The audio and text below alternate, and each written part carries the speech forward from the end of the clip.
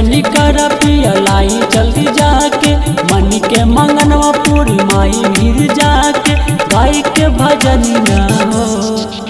जय माई के दुआरिया हो, ओहा चढ़ाई चुनरिया हो। जय माई के दुआरिया हो, जय माई के दुआरिया हो, जय माई के दुआरिया हो। डीजे मनीष रक्सौल। जय माई के दुआरिया हो। मैया थावे वाली केहू हमारा लग भीड़ बड़ा भारी हो, लग भीड़ बड़ा भारी हो। महिमा बाटे महान मैया के हो, जानेला दुनिया सारी हो। जे जाले दुआर पे माई के झोली भर देली खाली हो। भूखल व्रत कर हमहू पूजा पाठी हो, माई के दुआर सैया चलल जाई साथे हो, करी के नहनिया हो। जय माई के दुआरिया हो, ओहा चढ़ाई चुनरिया हो।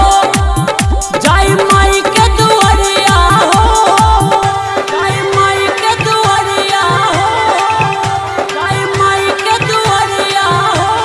डीजे मनीष रक्सौल। जय माई के दुआरिया हो।